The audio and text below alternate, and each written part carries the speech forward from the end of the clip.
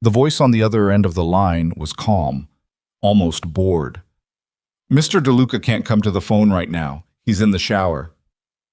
Isabella was lying in a hospital bed, alone. The kind of alone that has no bottom to it.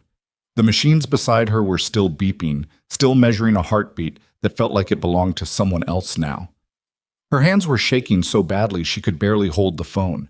She had called her husband 4 times. 4 times the line rang into nothing. The 5th time, a woman answered. And that woman, the one whose perfume Isabella had smelled on her husband's collar for 6 months without saying a word, told her, in the most professional voice imaginable, that Lorenzo was in the shower. If you've ever been in a moment where the world cracks open beneath you and you realize that everything you thought was real was just a very convincing story someone told you, then you already know what Isabella felt in that hospital room. And if you haven't, stay with me, because what happened next will make you question everything you think you know about loyalty, love, and what a person is truly capable of when they believe no one is watching. Before we go any further, if this is your first time here, welcome.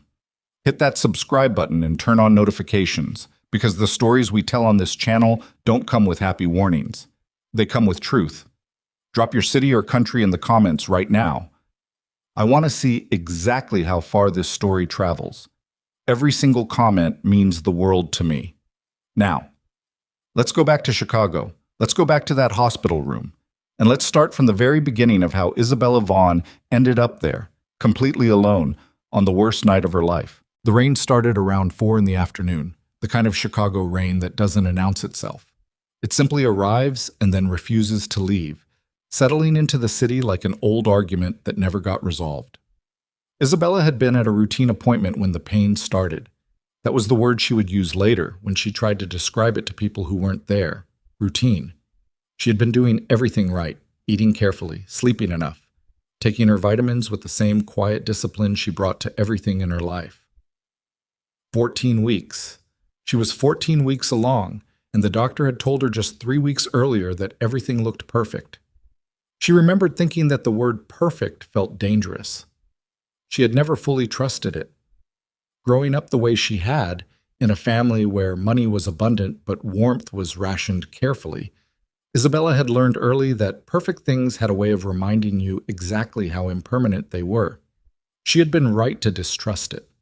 The pain came without warning, sharp, then deeper, then the kind of sensation that doesn't have a clean name, only a sound. The sound Isabella made in that examination room that brought 2 nurses running before she could even process what was happening to her body. The next 2 hours blurred together in the way that truly terrible things sometimes do, as if the brain makes a merciful decision to soften the edges so you can survive the memory later. She remembered a gurney. She remembered fluorescent lights moving above her too fast. She remembered someone asking if there was anyone they could call, and she said yes. Yes, her husband. Please call her husband. And she gave them the number she knew better than her own heartbeat. She had been calling it for 11 years. Lorenzo DeLuca did not answer. The first call went to voicemail at 4:47 in the afternoon. Isabella left a message. She kept her voice steady because that was what she did. She kept her voice steady and she used full sentences, and she did not let the fear show in her throat, even when it was sitting right there, pressing against the back of her tongue. "Lorenzo, it's me. I'm at Northwestern Memorial. I need you to call me back as soon as you get this. It's important." She did not say, "I'm scared." She did not say something is wrong with the baby. She said it's important because 11 years of marriage to Lorenzo DeLuca had taught her that the only way to get his full attention was to use words that sounded like business. The second call went unanswered at 5:12. The third at 5:34. By then, Isabella already knew what the doctors were going to tell her. She knew it the way women sometimes know things before the words arrive. In the body, in some deep cellular place that receives information before the conscious mind is ready for it. She called a 4th time at 5:51. Voicemail again. She sat with the phone in her hands for 9 minutes. Later, when she would try to reconstruct those 9 minutes, she would realize she spent most of them not crying, not praying, not bargaining. She spent most of them just looking at the door of the hospital room, watching it stay closed, thinking about the fact that she had chosen this man. She had chosen him with her whole self, chosen him when her family warned her against it, chosen him when her own instincts occasionally whispered things she refused to examine too closely. She had chosen him, and she had built 14 weeks of a future around the idea that he would choose her back when it mattered. At 6 o'clock in the evening, Isabella called one final time. It rang twice. Someone answered. The voice was female, professional, the kind of smooth, unhurried voice that belongs to women who have been taught that composure is currency. Lorenzo DeLuca's phone. Isabella recognized the voice immediately. She had heard it dozens of times, in conference calls, in passing at family events, in the particular way Lorenzo sometimes said Vivian handled it instead of I handled it, as if Vivian Hart had quietly become the third party in decisions that were supposed to belong to a husband and wife. For a full 3 seconds, Isabella said nothing. "Hello?" Vivian said, not unkindly, just impatiently. "This is Isabella," she said. "Isabella DeLuca. I need to speak with my husband." There was a pause on the other end, a pause that lasted exactly long enough to be deliberate. "Mrs. DeLuca," Vivian said, and something in the way she said the title felt like a door closing very quietly. "Mr. DeLuca can't come to the phone right now. He's in the shower." Isabella heard the words. She processed each one separately, the way you do when language stops functioning as a unit and breaks down into its individual components. Can't come to the phone. He's in the shower. The shower. Her husband was in a shower somewhere that was not their home, somewhere that was not the hospital where his wife had just lost their child. And his executive assistant was answering his personal phone and explaining his whereabouts with the comfortable familiarity of someone who already knew exactly where he was and exactly why. "I see," Isabella said. Those were the only 2 words she had left. "Shall I have him call you when he's available?" Vivian asked. And Isabella, who had just been told by a doctor 40 minutes earlier that there was no longer a heartbeat, who was sitting in a hospital gown on a bed that crinkled when she moved, who was completely and absolutely alone in the most devastating hour of her adult life. Isabella said, "No, that's fine. Don't bother him." She hung up. She set the phone face down on the bedside table, and then, for the first time since the pain had started, she allowed herself to cry. Not loudly. Isabella DeLuca had never been a loud crier. She cried the way she did most things, quietly, completely, and entirely alone. She was discharged that evening at 8:15. The nurse who helped her into the wheelchair, a young woman named Deja, who had kind eyes and clearly understood that some patients needed words and some needed silence, said nothing the whole way to the exit. Just a gentle hand on Isabella's shoulder as she stood up from the wheelchair outside the automatic doors. "Is someone picking you up?" Deja asked. "Yes," Isabella said. She called a car service. The ride home took 22 minutes. She sat in the back seat with the discharge papers folded in her lap, in an envelope they had given her with a small packet of information inside that she already knew she would not open for several days. She watched Chicago move past the windows, the restaurants still lit up, people still walking under umbrellas, the city operating at full indifferent speed as if nothing had changed at all. And she thought about what she was going to say when she got home. She had always been good at deciding what to say in advance. It was one of the things Lorenzo had once loved about her. "You never react," he had told her once, years ago, in what he intended as a compliment. "You think first. I've never met a woman who thinks before she reacts." She had smiled at the time. She had not told him that the thinking wasn't calm. It was just controlled. There was a significant difference. She had been controlling the distance between what she felt and what she showed for so long that sometimes she genuinely couldn't locate the seam anymore. Tonight, sitting in that car, she made a decision. She was not going to cry again. Not tonight. Not in front of him. The mansion was lit from the inside when the car pulled through the gates, the kind of warm amber glow that should have looked like coming home, and instead looked like a stage set. Isabella paid the driver and stood outside the front door for almost a full minute before she went inside. She went to the kitchen. She didn't know why exactly. It was the room where she felt least like a guest, the one room in the house that felt like it had actually been lived in. She made herself a glass of water. She set the discharge envelope on the counter, and she stood there, in the pale gray sweater she'd been wearing since that morning, and waited. She didn't have to wait long. She heard him before she saw him. Lorenzo's footsteps had a particular quality, heavy and certain, the walk of someone who had never once in his adult life questioned whether he had the right to take up space. The front door opened with enough force that the frame rattled slightly. She heard him say something sharp to one of his men. She heard the door close, then silence for a moment, then his footsteps toward the kitchen. When he appeared in the doorway, he looked the way he always looked after bad business. The jacket slightly wrong on his shoulders, the jaw set at that particular angle. The energy around him static and volatile at the same time. Lorenzo DeLuca was a physically imposing man, and he knew it, and he had spent 20 years learning to use that knowledge to his advantage.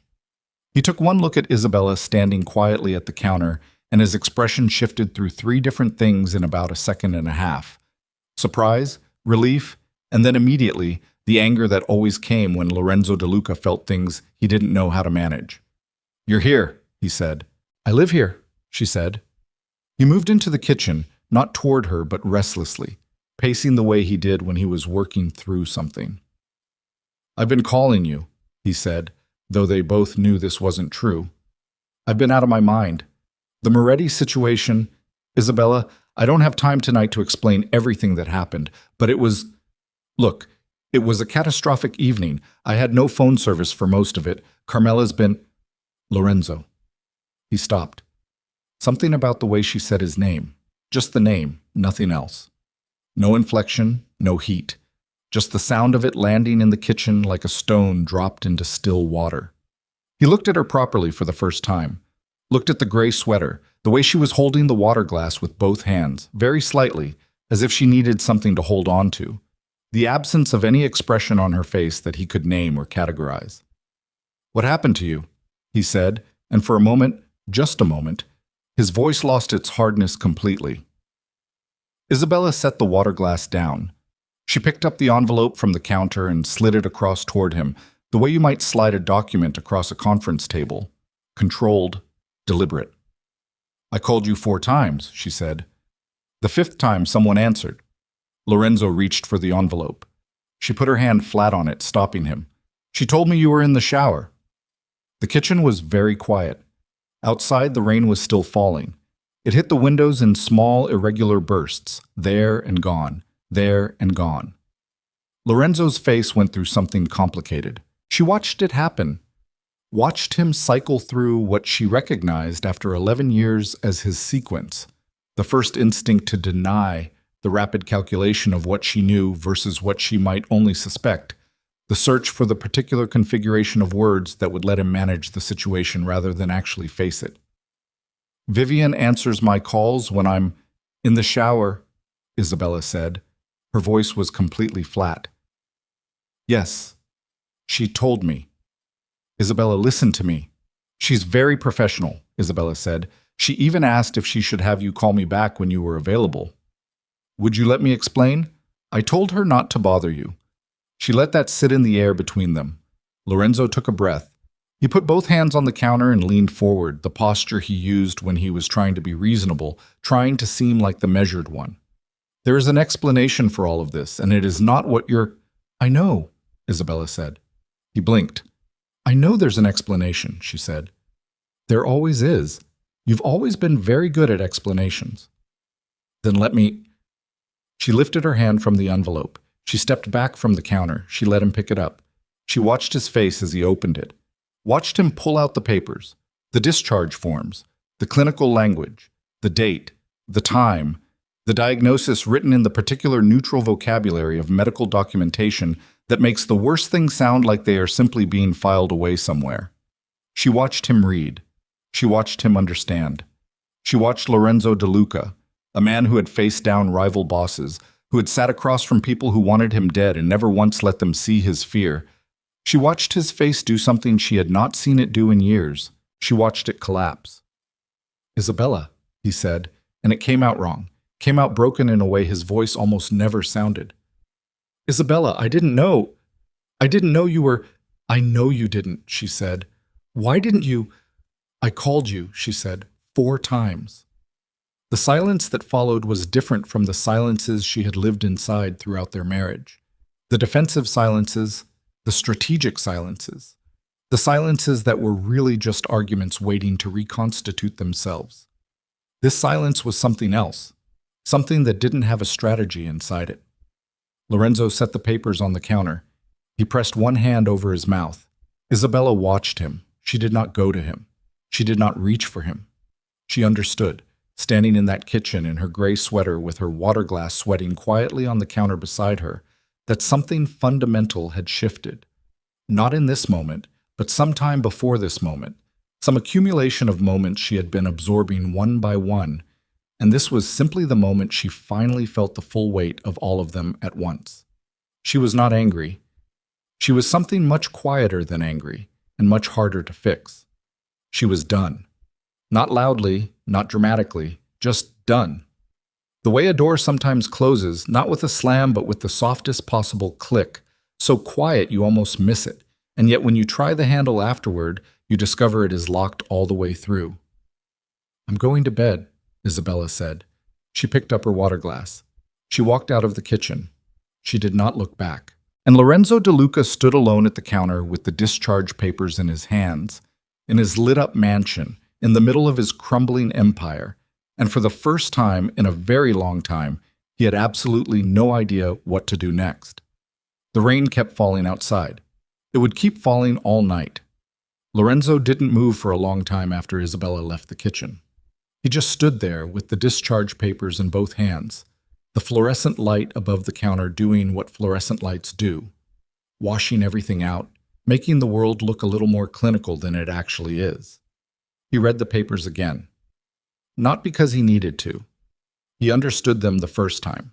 He read them again because his brain kept rejecting what his eyes were processing, kept sending the information back, marked return to sender, as if repetition might somehow change what the words said. It didn't. 14 weeks. Miscarriage. Discharged at 2015. He set the papers down very carefully, as if they were something that could still break. His phone was in his jacket pocket. He pulled it out and looked at the call log. 4 missed calls from Isabella, spanning 3 hours and 4 minutes. Below those, 17 messages from Carmine about the Moretti situation, 6 from his driver, 2 from the family's attorney, and 1 from a number he had saved under the name VH. A contact entry that would have appeared completely unremarkable to anyone who happened to look at his phone, which was exactly the point. That call had come in at 5:49 in the evening, 11 minutes before Isabella had called for the 5th time. Lorenzo pressed his thumb against the screen until it went dark. Then he put the phone back in his pocket without returning a single message. He pulled out one of the kitchen chairs and sat down in it heavily, the way men sit when the weight they've been carrying suddenly becomes too literal to ignore. He sat there for 40 minutes. He didn't call anyone. He didn't pour himself a drink, which would have been the instinctive move. Lorenzo DeLuca had been reaching for a glass during difficult moments since he was 23 years old. He just sat in the kitchen with the discharge papers in front of him, and the rain hitting the windows, and the house making the particular sounds that large, expensive, empty houses make when the person inside them is alone. When he finally stood up and went upstairs, he paused outside the bedroom door. He could see the thin line of light beneath it. She was still awake, or she'd fallen asleep with the light on, which Isabella never did. She was obsessive about darkness when she slept, always had been. He put his hand flat on the door. He did not knock. He stood there with his palm against the wood for a long moment, and then he let his hand drop, and he went to the guest room at the end of the hall and sat on the edge of the bed in the dark, and did not sleep at all. Carmela DeLuca arrived at the mansion at 8:15 the following morning without calling first. This was not unusual. Carmela had never considered it necessary to announce herself at a home that bore her family's name, regardless of who actually lived in it. She came through the side entrance the way she always did, moving through the house with the specific authority of a woman who had spent 40 years making herself indispensable to powerful men and had learned to walk like she owned every room she entered. She found Lorenzo in the kitchen, standing at the counter with a coffee he hadn't touched. "You look terrible," she said, setting her bag on the chair. "I'm aware." "Where is she?" "Upstairs." Carmela looked at the ceiling briefly, as if she could see through it. "Has she spoken to anyone?" "She's been upstairs since last night." "Her family?" Lorenzo turned to look at his mother. I don't know who she's talked to, Carmela. Something about his tone, or possibly the fact that he called her by her first name, which he only did when he was at a particular limit, made Carmela recalibrate slightly. She moved to the coffee machine and began making herself a cup with the unhurried efficiency of someone who had decided to take charge of the morning. The Moretti business is going to need your full attention today, she said. Carmine has been calling me directly, which means the captains are already talking. I know. You need to be present, physically present, not on the phone. Carmine needs to see you sit down at that table and look like you're in control of something. I understand what Carmine needs. Then act like it. She turned around with her coffee cup and looked at him fully. Whatever happened last night between you and Isabella, I'm sorry about the loss, I am, truly. But this is not the moment for the family to look fractured. Lorenzo said nothing. Lorenzo, I heard you. I'm not sure you did. She set her cup down and leaned against the counter, arms crossed. The posture she had used since he was a child to indicate that a conversation was entering its serious phase. I'm going to speak plainly. People talk. The hospitals talk. If Isabella is seen leaving a hospital alone, if she is in there without you present, that story is going to find its way back to the other families before the week is out. And right now, with the Moretti situation unsettled, you cannot afford to look like a man whose household is in disarray. My wife lost our child, Lorenzo said. His voice was very quiet. I know that. Alone. She lost it alone because I didn't answer my phone. I know that too. Carmela didn't look away from him. And I'm not dismissing it. I'm telling you that grief has a season and business does not, and right now you have to separate those two things. How do you separate those two things? The same way your father did. The same way every man in this family has always done. She picked her coffee back up. You compartmentalize. You deal with what is in front of you, and then, when the business is stable, you deal with your marriage. If there still is one, Lorenzo said. Carmela looked at him sharply. What does that mean? It means Isabella is not speaking to me. It means she came home from the hospital last night and slid discharge papers across the counter and went to bed. It means I don't know what she knows. What she knows about what? The question sat between them. Lorenzo looked at his mother. Carmela DeLuca was 71 years old, and she had not survived 4 decades in the orbit of men who operated outside the law by being slow. Her eyes narrowed by a fraction. Not surprise exactly, more like a confirmation of something she had been carefully not examining for several months. Vivian answered my phone, Lorenzo said, when Isabella called, from the hospital. The kitchen was quiet for a moment. That was careless, Carmela said finally. Yes. How careless? How much does Isabella know? I don't know yet. Then you need to find out before she does anything. Carmela set her cup down with a small, deliberate click. And you need to get ahead of this. Whatever arrangements were made with that woman, they need to be handled, quickly and completely, before Isabella has time to consult with her brother. Her brother is in Geneva. Her brother has a phone, and he answers it, Carmela said. Which, from what you're telling me, is more than you managed to do. Lorenzo absorbed that. I'll handle Vivienne, he said. Make sure you do. And make sure when you handle her, she understands what discretion means and what it costs to abandon it. Carmela picked up her bag. I'll speak to Isabella. No. Lorenzo. No. You will not speak to Isabella about this. Not today. Another recalibration. Carmela studied her son's face for several seconds, reading something in it that she apparently decided not to contest. At least not directly. Fine. But this situation needs management before it manages you. She left through the same door she had come in. Lorenzo stood at the counter with his untouched coffee, listening to the sound of her car pulling out of the drive, and then he finally picked up the cup and drank, even though it had gone cold. Upstairs, Isabella heard the side door close. She had been awake since 5 in the morning. She had in fact barely slept, 3 hours in fragments, the kind of sleep that doesn't actually restore anything, but at least keeps the body from completely surrendering. She had been lying in bed listening to the house when she heard the side entrance, heard the particular cadence of Carmela's heels on the marble below, And then the low sounds of a conversation in the kitchen that she couldn't make out word by word, but whose shape she understood without needing the specifics. She got up. She moved slowly, not because she was being careful, but because her body was genuinely depleted, not just from the previous night, but from something cumulative, some long exhaustion that had been building in her for months and had finally found its moment to surface. She sat on the edge of the bathtub with her phone in her hand for a while, looking at the screen. Then she opened the shared accounts. It started with the credit card statements. She had access to all of them. This had always been the case because early in their marriage, Lorenzo had insisted on transparency about family finances as a matter of safety, so that if anything happened to him, Isabella would know exactly where everything was. He had given her access to everything. He had been generous in that way, or what she had understood at the time as generosity. She was starting to understand it differently. The first hotel charge she found was dated 8 months ago. The Langham, downtown. A suite. Checked in on a Thursday afternoon, checked out Friday morning. She remembered that Thursday. She remembered it specifically because Lorenzo had called her from what he said was a late dinner with Carmine. And she had heard a particular quiet in the background that she had noted briefly and then released because she had been very practiced at releasing things she didn't want to examine. She wrote the date on a notepad. She kept going.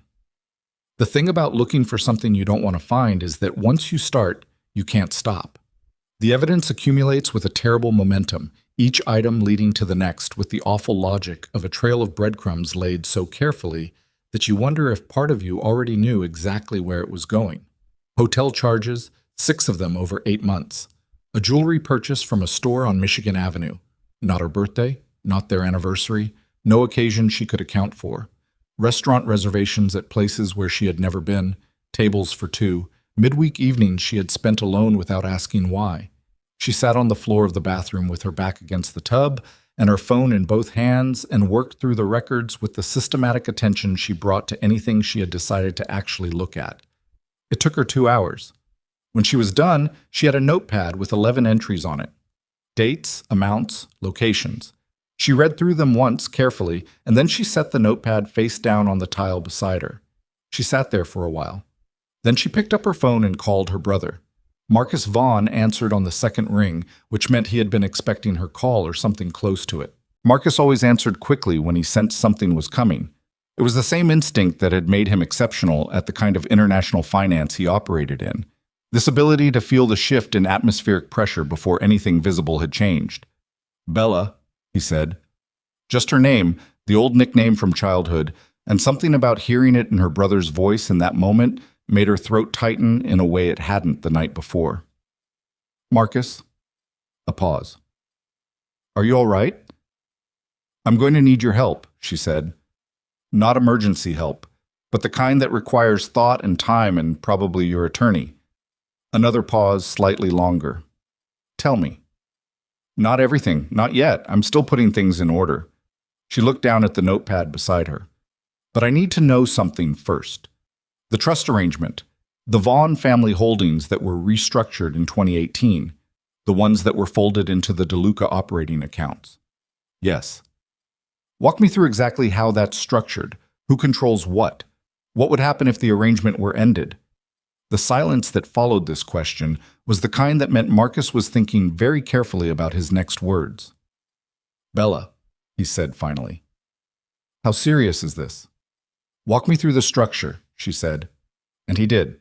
Lorenzo spent the morning doing what Carmela had told him to do, sitting across tables from men who needed to see him look composed, managing the fallout from the Moretti situation with the focused attention of someone whose professional instincts were still functioning even when everything else was in pieces. He moved through the meetings with a version of himself that was functional, if not convincing. And if the men around him noticed something slightly wrong in his eyes, they were wise enough not to name it. At noon, he sent a message to Vivian. "We need to meet." Not the office. The place on Dearborn. The response came back in 4 minutes. "When?" 2 o'clock. He got there first. The place on Dearborn was a small restaurant that had no particular significance to either of them, except that it was the kind of place where no one who mattered to either of their lives would think to look. He ordered coffee he didn't want and sat in the booth at the back and watched the door. Vivian Hart arrived at 2:03. She was, as she always was, impeccably put together, the kind of appearance that required either a great deal of effort or a great deal of money, and in Vivian's case was probably both. She slid into the booth across from him and set her bag beside her and looked at him with an expression he had not seen on her face before. It took him a moment to identify it. She looked guilty. Not professionally guilty. Not the expression people wear when they've made a workplace error and are calculating how to manage the fallout. This was something different, something that came from lower in the body, from somewhere she hadn't planned to let him see. She called from the hospital, Vivian said. She didn't wait for him to speak first. I know. Lorenzo, I didn't know she was calling from...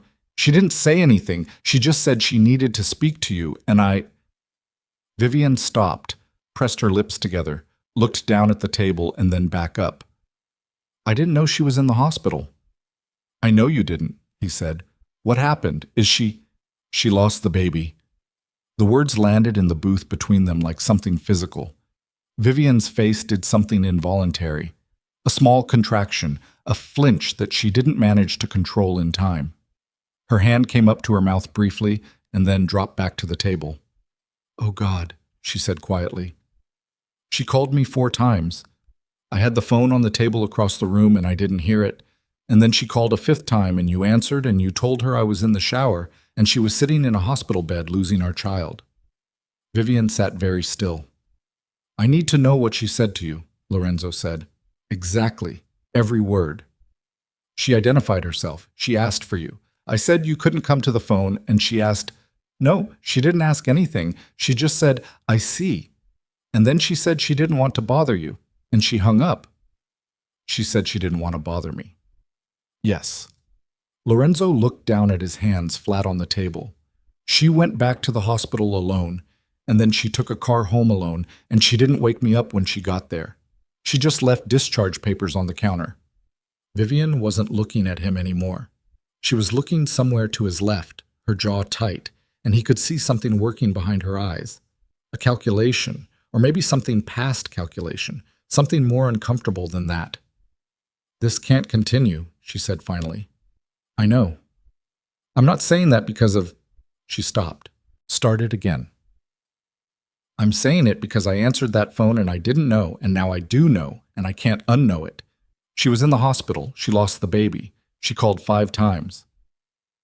Vivian's voice had changed, lost the professional register it usually carried. This isn't something I can just go back to pretending doesn't matter. Vivian, I'm resigning, she said. That's not... I'm resigning from the company. I'll give you whatever transition period you need, 2 weeks, a month, and I'll be professional about it. But I'm done.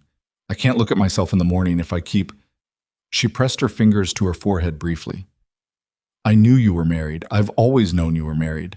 But I told myself stories about what the marriage was, and those stories were comfortable and convenient, and I was wrong to believe them, and I knew I was wrong, and I believed them anyway.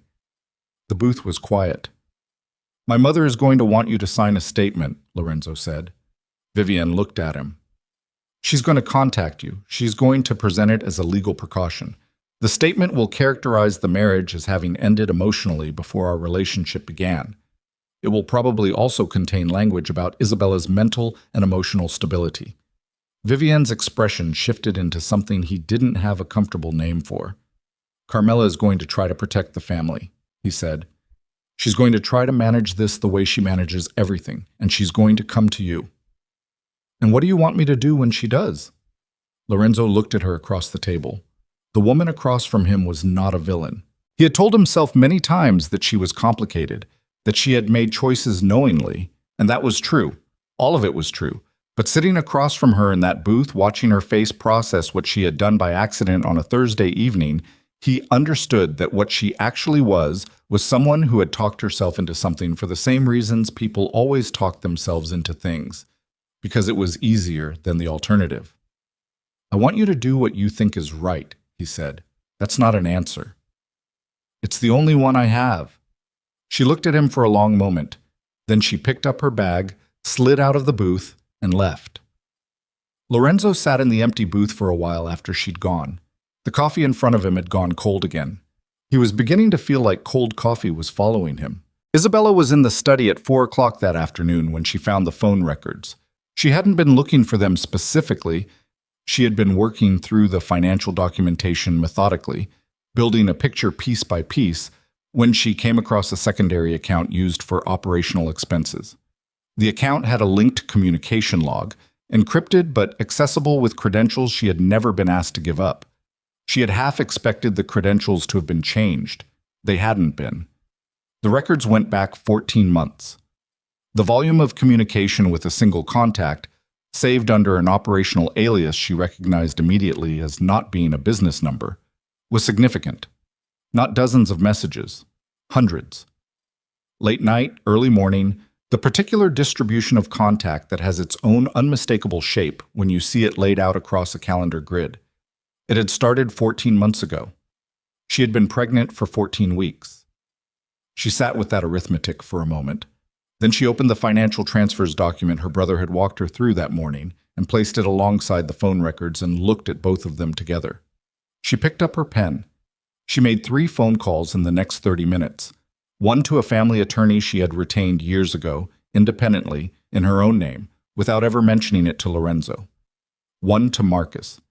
And one to a private investigator whose name Marcus had given her, a woman who operated in exactly the intersection of financial investigation and family law that Isabella now found herself standing in. By the time Lorenzo came home at 6 that evening, Isabella had been sitting at the desk in the study for 2 hours, and the surface of the desk in front of her was covered in organized documentation that she had been building with the quiet, terrible focus of someone who had finally stopped lying to themselves about what they were actually doing. Lorenzo knocked on the study door. She had locked it. He knocked twice, waited. "Isabella." "I'm working. Can we talk?" "Not tonight." A pause. "Please." She looked at the door, at the lock, at the neat stacks of paper in front of her. "Go to sleep, Lorenzo." His footsteps in the hall afterward were slower than they had been the night before. She listened to them fade. She listened to the guest room door open and close. Then she turned back to her desk. She picked up the phone and made one more call. Carmela reached Vivian Hart at 9 o'clock that evening through the family's attorney, who made the initial contact as a legal consultation.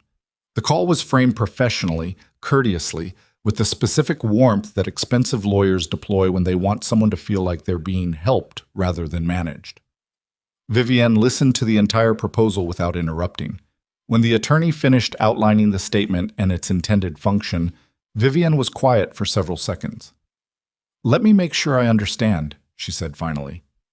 "You want me to sign a document stating that Lorenzo DeLuca's marriage had already broken down emotionally before our relationship began. And you also want the document to include language characterizing Isabella DeLuca's current emotional state as compromised by recent loss."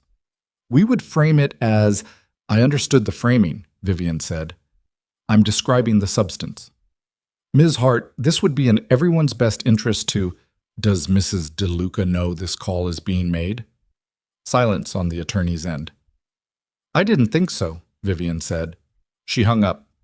She sat in her apartment with the phone in her lap for a long time, looking at nothing in particular. Then she picked up the phone again and found the contact she had saved 6 months ago and never called, a number that Isabella had given her at a company event casually, in the way women sometimes exchange numbers with the wives of their employers, a social gesture that neither of them had ever expected to mean anything. She looked at it for a long time. Then she called it. It rang 3 times. "Hello?" Isabella's voice was controlled, as it always was, but Vivian knew something now about what that control was covering. "Mrs. DeLuca," Vivian said, "this is Vivian Hart. I know you have no reason to take this call, and I won't ask for more than 5 minutes. But there's something you need to know tonight." The silence on the other end lasted exactly 4 seconds. "I'm listening," Isabella said, and Vivian Hart, sitting alone in her apartment with the city lit up outside her window, began to talk. Vivian talked for 31 minutes. Isabella sat at the desk in the locked study and did not interrupt her once. She held the phone against her ear with one hand and kept the other hand flat on the desk in front of her, palm down, fingers spread, pressed into the wood as if she needed something solid to push against. Outside the window, Chicago had gone dark and wet again, the second consecutive night of rain, and the city lights smeared themselves across the glass in long, colorless streaks. Vivian did not perform her confession. That was the thing Isabella noticed first. There was no theatrical quality to it, no carefully constructed narrative designed to position Vivian as sympathetic or wronged or anything in particular. She simply spoke. She said what happened and when, and she did not editorialize, and she did not ask for anything. She described the beginning of it, a business trip to New York 14 months ago, a dinner that became something else, a line crossed so gradually that she had almost convinced herself there hadn't been a line at all.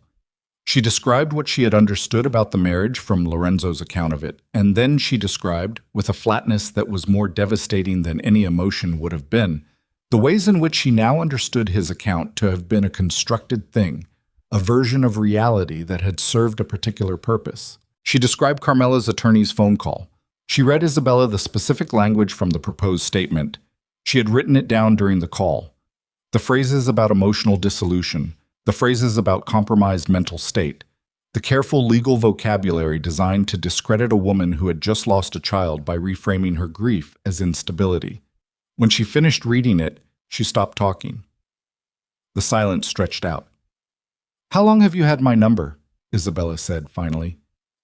6 months. "You never considered calling before tonight." It wasn't a question, and Vivian didn't treat it like one. "No," she said. "I didn't." "What changed?" A pause.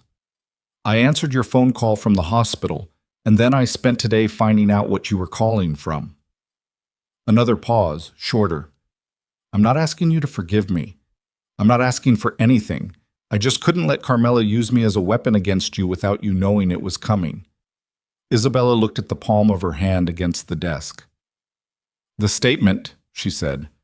"Would you sign it?" "No." "Would you be willing to put what you've told me tonight in writing?" A longer pause this time. "Yes," Vivian said. "I would." "My attorney will contact you tomorrow morning." "All right." "Vivian." "Yes." Isabella considered what she was about to say for a moment, measuring it. "I don't forgive you. I want to be honest about that." "I know. But I believe what you've told me tonight, and I want you to understand that what you did tonight will matter. Not to me personally, but in terms of what happens next." "I understand. Good night." She ended the call. She sat with the phone in her hand and looked at the stack of documents in front of her. The financial records, the hotel charges, the communication logs her brother had helped her access, and now the notes she had taken during Vivian's call, 5 pages of her own handwriting, neat and sequential, the way she always wrote when she was processing something she needed to make real by putting it on paper. She picked up the pen and added 3 final lines. Then she paper-clipped everything together, placed it in a manila folder, wrote her attorney's name on the tab, and set it in the center of the desk. She sat back in the chair. For a very long time, she simply breathed. Carmela found out about the phone call the following morning. She found out because she had been checking Vivian's call log through a secondary number, a capability she had maintained through the family's security apparatus for the past several years as what she called a precautionary measure and what anyone else would call surveillance. The call to Isabella's number appeared on the log at 9:04 the previous evening, 31 minutes. She called her attorney at 7 in the morning.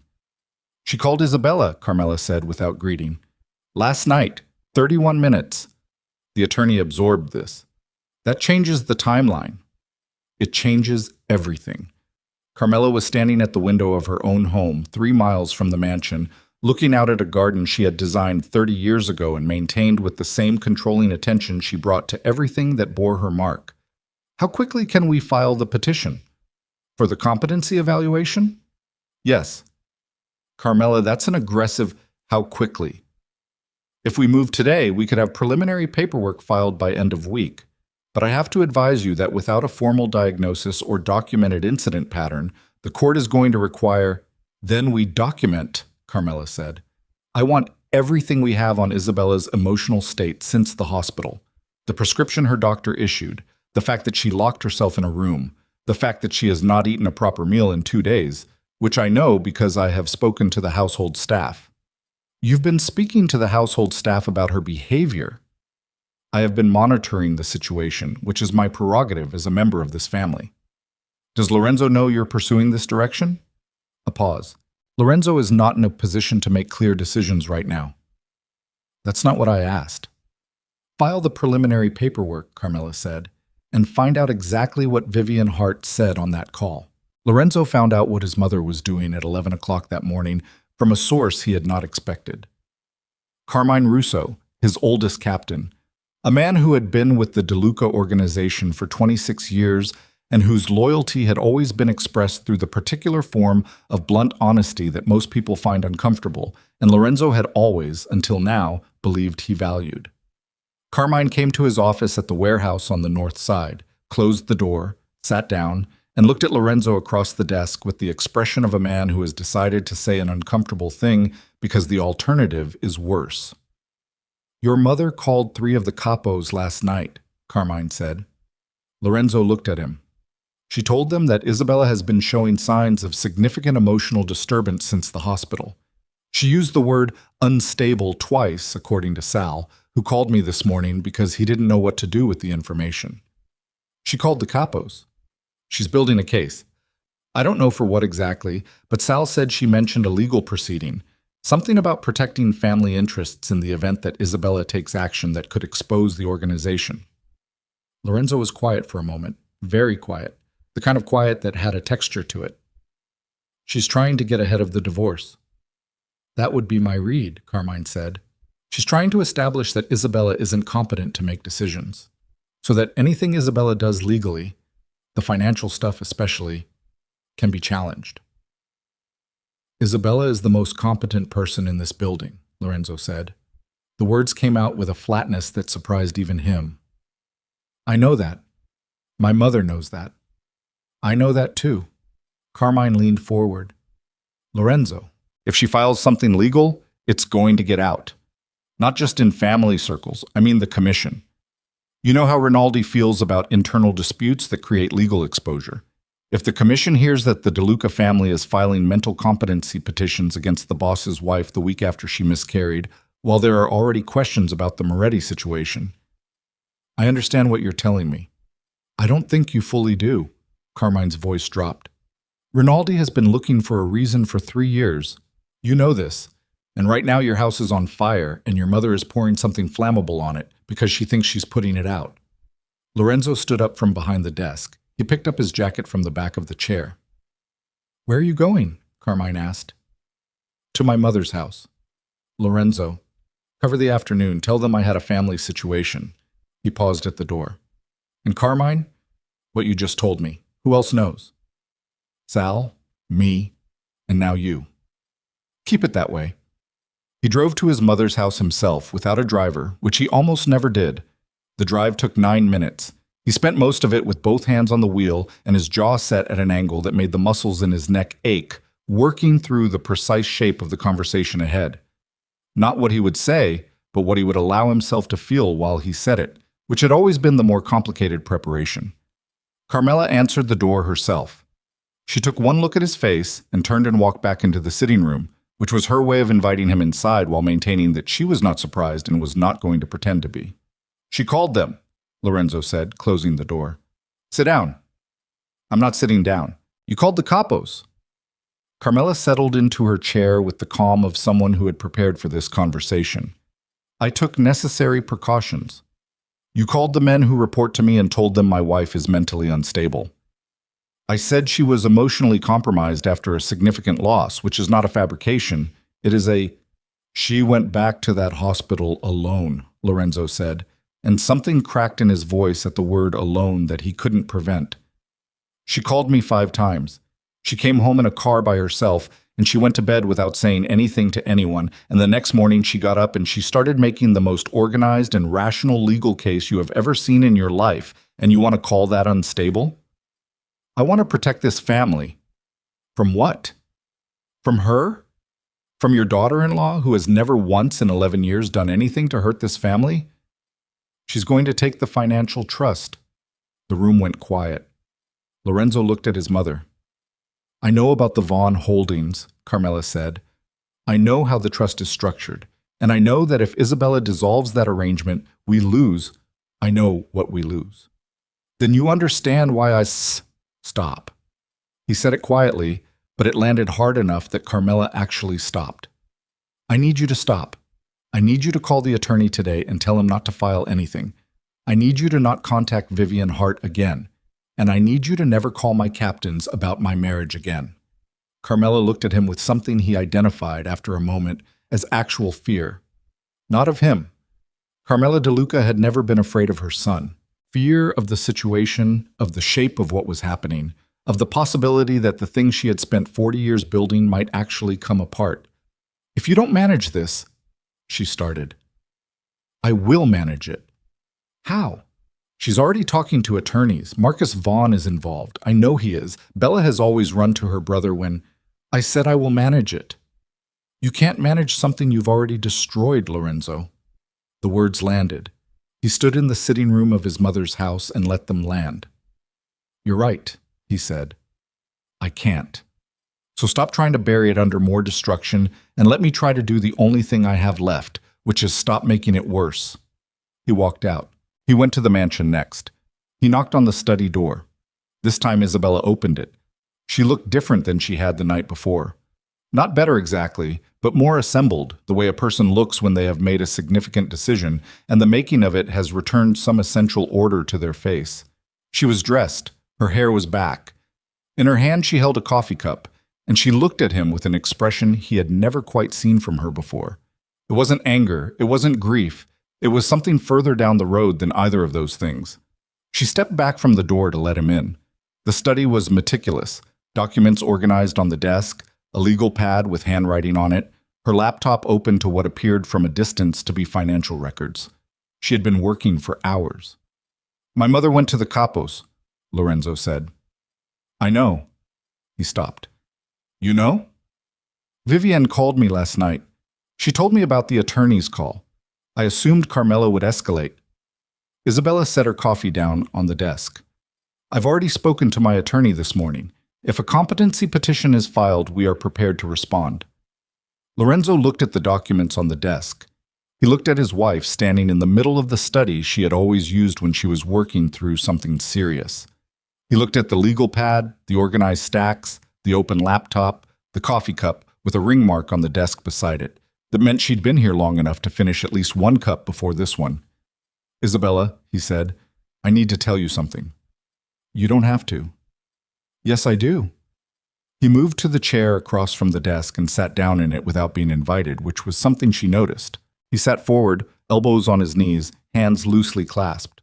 I need to tell you that I know what I did, not because it's convenient to say it now, not because my attorney told me honesty was the best legal strategy. Because I have been sitting with the fact of it for 2 days and I need you to hear me say it. She didn't sit down. She stood with her arms crossed, not defensively, but like someone who needed the structure. I betrayed you, he said. Not just with Vivian. Long before Vivian. Every time I didn't come home when I said I would, and I chose not to call. Every time I watched you absorb something that should have been a conversation, and I said nothing because it was easier. I made you into the person who handles things alone, and then I acted surprised when you handled this alone. Isabella's face didn't move. I know it doesn't change anything, he said. No, she said. It doesn't. I know the papers are probably they're drafted, she said. They're not filed yet. He looked up at that. Not because I'm uncertain, she said quickly. I'm not uncertain. I need you to understand that. But I want you to understand something before it becomes official, because I think you have a right to know. She walked around the desk and picked up the manila folder she had assembled the night before. She held it for a moment, not passing it to him yet. The Vaughn family holdings, she said. Do you know the full history of how they entered the DeLuca operating structure? Lorenzo was very still. My father restructured the trust in 2018, Isabella said. You know this. But I don't think you know, or I don't think you ever looked closely enough to know, how central that restructuring was, what it actually funded, not supplemented, funded. She set the folder on the desk in front of him. He opened it. The first page was a financial summary: dates, amounts, account transfers. He looked at the numbers. He had always been good with numbers. It was one of the foundational skills of running the kind of organization he ran. And within 30 seconds of reading, he understood what he was looking at. His face changed. "This can't be right," he said.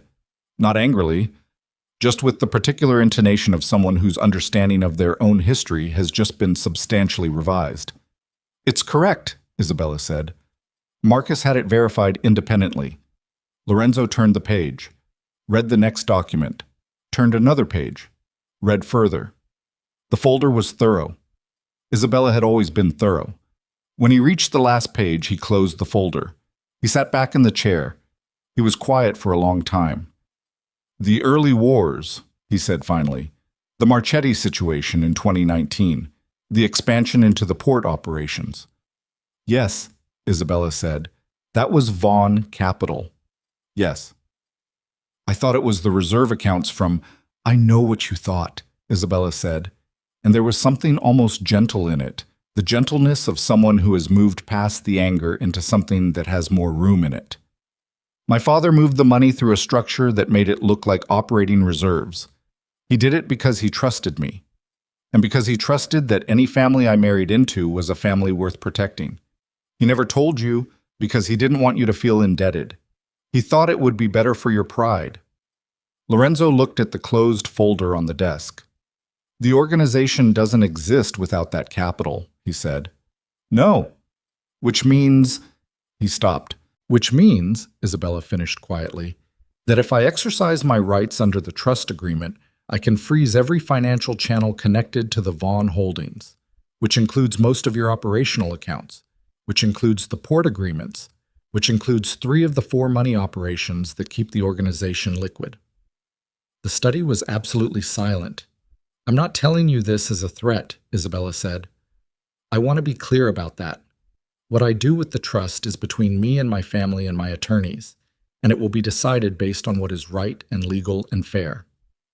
But I'm telling you this because you are sitting in that chair believing that you built something, and you deserve to know the full story of what you actually built it on." Lorenzo's hand was resting on the closed folder. His jaw worked slightly. "Once." "Does Carmela know?" he asked. "Not the full extent. She knows about the trust arrangement. She doesn't know how dependent the structure is. If she had filed that petition, it would have been a significant mistake," Isabella said simply. He stood up from the chair. He stood there in the middle of the study with nowhere obvious to go, which was a physical condition Lorenzo DeLuca had almost no experience with. He was a man who always knew the next room to walk into, the next door to go through. Now he stood in the center of his wife's workspace, surrounded by evidence of her methodical, devastating competence, and he felt something he had not felt since he was a young man standing in front of his father after his first serious failure. He felt small, not humiliated, not angry, just reduced to his actual size, which turned out to be considerably less than the size he had been living at. "What do you want me to do?" he said. Isabella picked up her coffee cup. "Stop your mother from filing anything. Stop any contact with Vivian. She's cooperating with my attorneys, and any pressure from your family's side will be treated as intimidation." She looked at him steadily. "And Lorenzo, the commission meeting that Carmine told you about, the one Rinaldi has been pushing for." Lorenzo stiffened. "How do you know about—" "I've been paying attention to your business for 11 years, Isabella said. "You just didn't notice because I never asked for credit for it." She set the cup down. "When Rinaldi moves, and he is going to move, the document in that folder is the clearest picture of how the DeLuca organization's finances are actually structured. If it reaches the commission before you do, you will not have the ability to frame it." "You would take it to the commission?" "I would not need to," she said. "Marcus would." He stared at her. "He is not a patient man when it comes to people who hurt his sister," she said. "I have been asking him to wait. I will continue to ask him, but I am no longer in a position to promise you that he will." Lorenzo picked up the folder from the desk. He held it in both hands. He looked at it, and then he looked at Isabella, at the woman he had married when she was 28 years old, and he had been in love with the way she moved through a room like she knew something everyone else was still trying to figure out. He had been right about that. He had been right about her from the beginning, in the specific way that sometimes makes betrayal worse, when you knew exactly what you had and you lost it anyway. "I'm going to call Carmela," he said.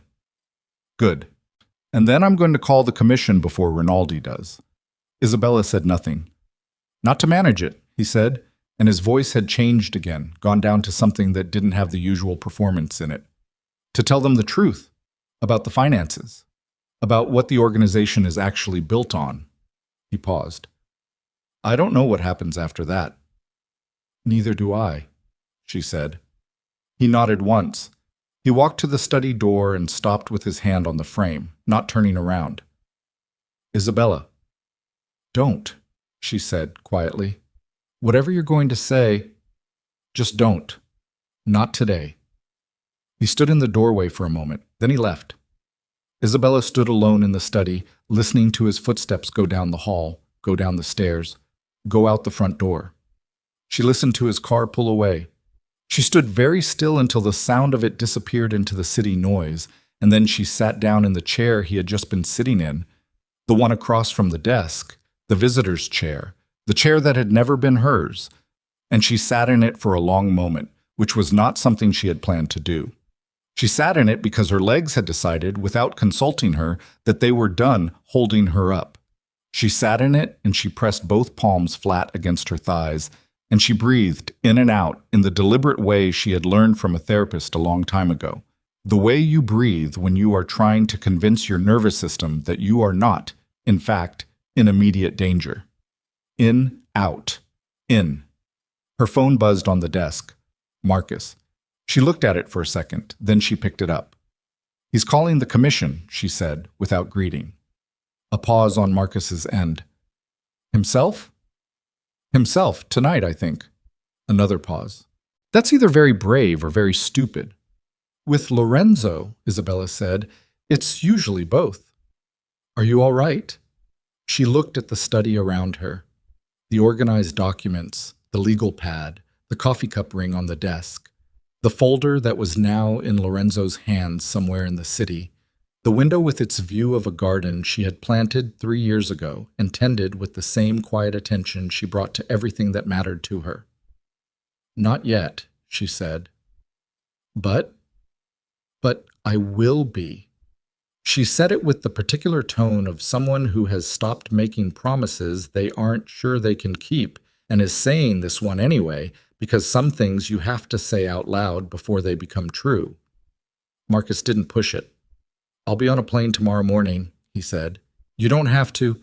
"I'll be on a plane tomorrow morning," he said again, and she let it go. She set the phone down.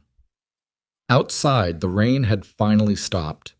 The garden was dark and wet and very still, and the city beyond it was doing what cities always do, moving forward, indifferent, enormous, full of people inside their own closed rooms, making their own terrible reckonings.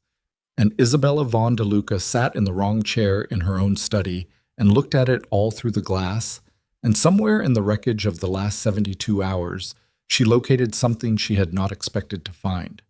Not hope, exactly. Something quieter than hope, and harder. The knowledge that she had looked at the worst of it, and she was still sitting upright. That was enough for tonight. Tomorrow, the commission would convene. Tomorrow, Lorenzo would walk into a room full of men who had built their power on the assumption that the DeLuca organization was exactly what it appeared to be. And he would tell them it was not. Tomorrow, Carmela would discover that the legal petition had been canceled and that the fortress she had been building was already being dismantled. And tomorrow, for the first time in 14 months, Vivian Hart would sit across from Isabella's attorney and put everything she knew into a document that would become part of a permanent record. Tomorrow, everything would change.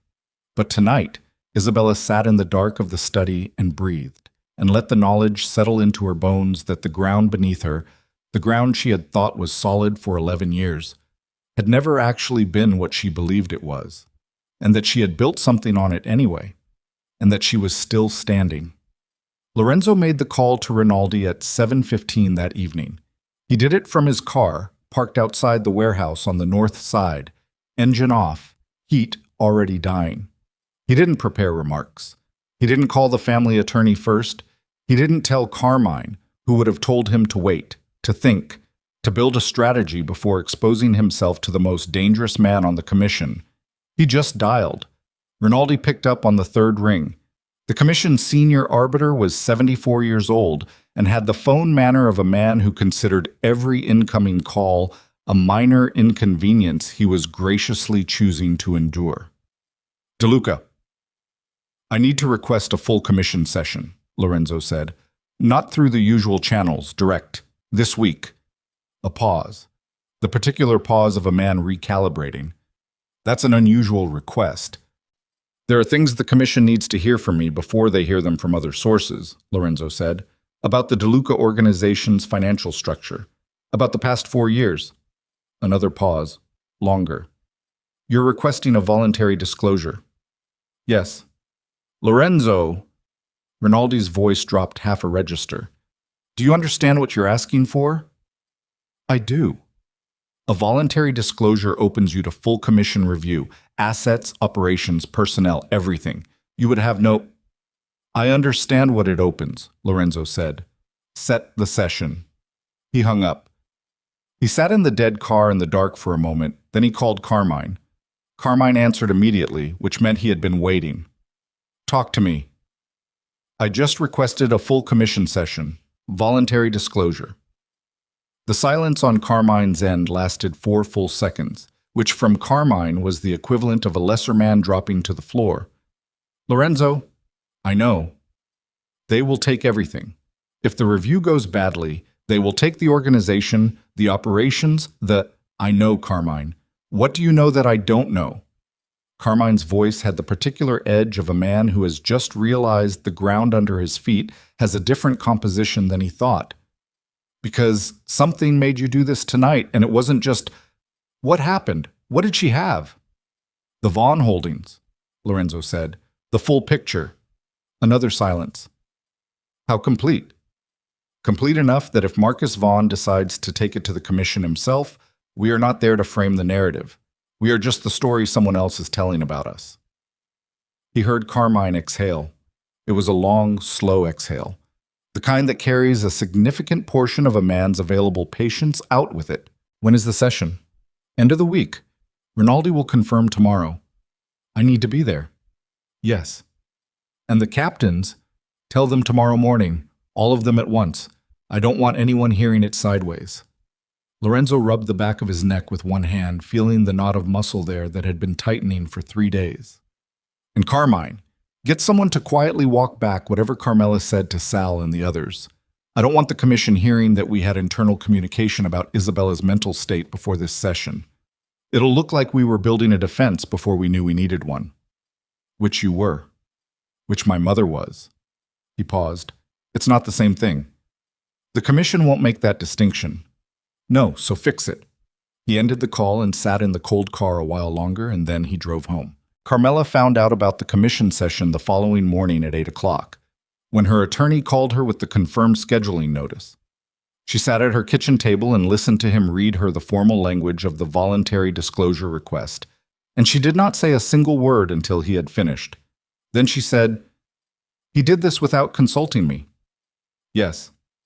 Without the family attorney. Without the counsel. The request was filed directly through Rinaldi's office.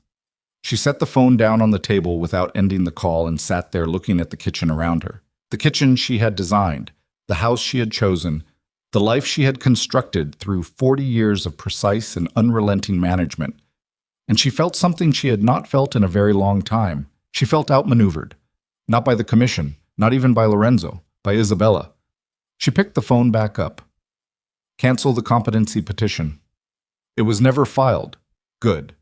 Make sure it stays that way. And pull back everything we gave to Vivian Hart's number. Any contact from our side to her goes dark immediately. Carmela, if she's already spoken to Isabella's attorneys, then there is nothing we can do about what she's already said. We can only control what we do next. She stood up from the table. I need you in the office in 1 hour. She dressed in 20 minutes. She drove herself, which she hadn't done in years. The attorney's office was downtown, 42nd floor, A view of the lake that on any other morning she would have noticed and dismissed as the kind of thing other people found impressive. Today, she sat across the desk from a man she had been paying for 15 years, and she laid out exactly what she wanted in terms that left no room for interpretation. Lorenzo is going to walk into that commission session and disclose the financial structure, she said. He's going to do it because his wife has the documentation, and her brother has the capability to present it independently, and Lorenzo has decided that the only play left is to be the one who tells the story first. That's actually the correct legal instinct. It's the correct legal instinct, and it is going to expose every decision I made in the last 8 months, Carmela said. The statements I requested from Vivian, the contact with the capos about Isabella, the competency discussion. The attorney was quiet. None of it is illegal, she continued. All of it looks like exactly what it was, which is a woman trying to protect her son's position by discrediting his wife. And in the context of a commission review of the organization's integrity, it is going to look catastrophically bad. What do you want to do? Carmela looked at the lake through the window. I want to get ahead of it, she said. I want to go to Lorenzo today, and I want to be the one who tells him the full extent of what I did before the commission finds it themselves. The attorney paused carefully. That's a significant shift in position. I'm aware. Carmela, if you disclose to Lorenzo before the session, he is my son, she said, and her voice had a quality in it that the attorney had not heard in 15 years of working with her. Something raw, something that sat underneath all the composure like a fault line. Whatever I did because he is my son. And the least I can do now is not let him walk into that room blind to something else I caused. The attorney said nothing. Set up the meeting, she said, tonight. Vivian Hart sat across from Isabella's attorney on Thursday morning in a conference room on the 28th floor and gave 4 hours of testimony. Her attorney was present. A court reporter was present. Isabella was not present, which Vivian had expected and which felt correct. There were things you could say in a room where the person you had wronged was not physically sitting across from you that you could not say otherwise, and Vivian had a great deal to say. She said it all. The beginning, 14 months ago. The duration. The specific nature of her understanding of the DeLuca marriage as Lorenzo had presented it to her, and the ways in which she now understood that presentation to have been manipulative and false. The hotel receipts she had documentation of because the reservations had sometimes been made through her professional accounts. The phone call from Carmela's attorney. The proposed statement language. The request that she characterize Isabella as mentally compromised. She read the language from her notes, word for word. Isabella's attorney, a compact, precise woman named Sandra Okafor, who had been doing family law for 22 years and had the specific quality of someone who had heard everything and was therefore surprised by nothing, listened to all of it without expression, took careful notes, and at the end of 4 hours said, Ms. Hart, I want to confirm that you are prepared to have this testimony included in formal legal proceedings, with the understanding that it may become part of the public record in a divorce proceeding. Yes, Vivian said. And you understand that the DeLuca family may contest. I understand, Vivian said. I've thought about it. I'm prepared. She left the building at 1:15 in the afternoon and stood on the sidewalk outside and breathed cold Chicago air and felt, for the first time in over a year, like she was standing on something solid. It wasn't a good feeling exactly. It was more complicated than good. But it was real, and after 14 months of building her life on a foundation she had known was wrong, real felt like something she hadn't realized she was starving for. The commission session was scheduled for Friday at 6 in the evening. Lorenzo spent Thursday in a condition that his men would later describe, to each other and only to each other, as something they had never seen in him before. He was not agitated. He was not issuing rapid orders or demanding updates or performing the controlled fury that usually characterized him under pressure. He was simply present, quiet, moving through the day with a deliberateness that felt less like calm and more like a man who has already jumped and is currently in the air. Carmine gathered the captains at noon, 7 men in a warehouse meeting room, coffees going cold, the specific silence of people absorbing information that has restructured what they thought they knew. Carmine told them about the voluntary disclosure. He told them about the Vaughn holdings. He did not tell them everything. There were things Lorenzo had asked him to hold back, Personal things, the kind that had no place in a room full of men who operated on leverage. But he told them enough. Sal Marchetti was the first to speak. He's handing them the keys. He's handing them the keys before someone else does, Carmine said. What's the difference? The commission gets the keys either way. The difference, said a man named Victor, who was 63 and had been in the organization since before Lorenzo took over, is whether we look like a family that manages its own problems or a family that got caught. We got caught, Sal said. We disclosed, Carmine said firmly. Those are not the same thing in front of the commission, and you know it. What happens to Lorenzo if the review goes badly? He steps down from operational leadership pending the investigation. And if it goes well, then we restructure, we demonstrate clean financial architecture going forward, and we survive. Carmine looked around the table. This is survivable. What was not survivable was the alternative. Marcus Vaughn taking that documentation directly to Rinaldi, the commission hearing about the financial structure and the marriage situation and the competency petition all at once from sources that are not us. The room was quiet. Is anyone going to contest the disclosure? Carmine asked. No one spoke. Good, he said. Carmela came to the mansion at 8 o'clock Thursday evening. Lorenzo opened the door himself. He looked at his mother standing on the front steps, dressed carefully, as she always was, but with something different in her posture that he noticed immediately and couldn't immediately name. She seemed smaller, not physically. Carmela DeLuca had always occupied more space than her frame logically suggested. But tonight, standing on the steps in the cold, she seemed to have lost some fundamental pressure that had always been present in her. He stepped back. She came inside. They went to the living room. Neither of them sat. I need to tell you something, Carmela said. Tell me. She told him. All of it.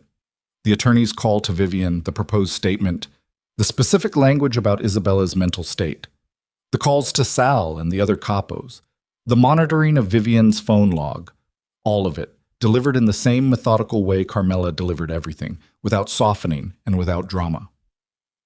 Lorenzo stood in the middle of the living room and listened to his mother dismantle what was left of his ability to be surprised. When she finished, he said nothing for a long moment. Then, did you actually believe it? That Isabella was unstable? Carmela met his eyes. No. Then why? Because I was afraid. The words came out differently than Carmela's words usually came out, less constructed, more direct. I have been afraid for 40 years that this family would fall apart, that everything your father and I built would come apart. And when I saw it coming, I did what I always do. I tried to manage it. I tried to control the narrative before it could control us. She paused. I did not think about Isabella. I thought about the family name, and those are not the same thing. No, Lorenzo said. They're not. I know what I did was wrong. Do you? Lorenzo, she was in a hospital room, he said, and his voice broke slightly on the word hospital, just slightly, just at the edge. She lost our child. She called me 5 times. She came home alone in a car service, and your first response when you found out was to figure out how to use her grief against her. Carmela's jaw tightened. That's what you did, Carmela. I need you to say it. Yes, she said quietly. That is what I did. The commission is going to find out about the petition attempt. Vivian has already testified. Everything you did is going to be part of the record. I know. It's going to affect how they view the organization's conduct. It's going to make what is already a difficult session worse. I know. I can't protect you from that. I'm not asking you to protect me, Carmela said, and something in her voice had the particular quality of a person who has arrived, late and not gracefully, at a version of themselves they should have been sooner. I'm asking you to believe that I know what I did, and that I'm telling you now because you deserve to go into that room tomorrow without anything left that I'm hiding from you. Lorenzo looked at his mother. For a long moment, the living room held nothing but the sound of the house, the faint noise of the street outside, the specific quiet of 2 people who have known each other for 45 years standing in the aftermath of something irreversible. Go home, he said finally. Get some rest. I'll call you after the session. She nodded once. She walked to the door. She stopped with her hand on the handle. Is Isabella here? No. Where is she? I don't know, Lorenzo said. I don't ask anymore. Carmela opened the door and went out into the cold. Isabella was, in fact, 30 blocks away. She was at her attorney Sandra Okafor's office, sitting at the conference table with Marcus, who had arrived that morning from Geneva looking like a man who had slept on a plane and didn't particularly care that he looked like a man who had slept on a plane. He was 41, 6 years older than Isabella, with the same quality of controlled attention she had, except in Marcus it expressed itself as a kind of forward pressure. He leaned into things, physically, as if he was always slightly ahead of the conversation. He had spent the afternoon going through the documents with Sandra, and now the three of them sat with the full picture laid out across the conference table, and Sandra was walking them through Friday's implications. The commission session creates a complication, Sandra said. If Lorenzo voluntarily discloses the financial structure, the divorce proceedings will intersect with a formal organizational review in ways that are not impossible to navigate, but complicated. The Vaughn holdings become evidence in the commission's review, which means they become part of a process we don't control the timeline of. How does that affect Isabella's position? Marcus said. It depends on how the commission treats the trust arrangement. If they classify it as a material asset of the organization, there may be a freeze period during which Isabella cannot independently action the trust. Can they do that? They can try. Whether they succeed depends on how the trust documentation is structured and whether Isabella's family interest can be legally separated from the organizational interest. It can, Marcus said. I had it structured specifically to allow for that. The Vaughn holdings are held in a family trust that made a capital arrangement with the DeLuca operating structure. The trust itself is not part of the organization. It is a lender, essentially, and the lender can call the arrangement at any time. Can they challenge that characterization? They can try, Marcus said, and his expression had the particular quality of a man who is looking forward to someone trying. Sandra looked at Isabella. What do you want the outcome of tomorrow to be? Isabella had been quiet throughout most of this conversation, which was unlike her in professional settings and which both Marcus and Sandra had noticed without commenting on. She had been looking at the documents on the table, not specifically reading anything, just looking at the accumulated paper evidence of the last 11 years of her life.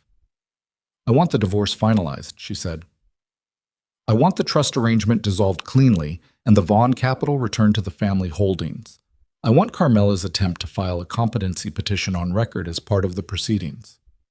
She paused. And I want it done without destroying the organization. Marcus looked at her. Bella, I know what you think, she said, but I'm not interested in destroying something that hundreds of people depend on, because Lorenzo made choices that had nothing to do with the organization. The financial structure, the operational arrangements, those were always separate from what happened in my marriage. I'm not going to collapse one because of the other. Even after what Carmela tried to do? Even after that? She looked at her brother directly. I don't want revenge, Marcus.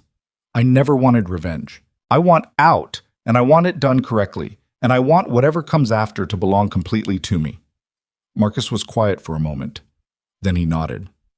Okay. Okay, Sandra confirmed. The three of them sat with the papers for another hour, working through the sequencing, the filings, the precise order of operations that would need to unfold after the commission session. Sandra was thorough. Marcus was thorough. Isabella was the most thorough of all of them. She caught 2 errors in the draft documents and suggested a revision to the trust dissolution language that Sandra revised on the spot and marked as superior to the original.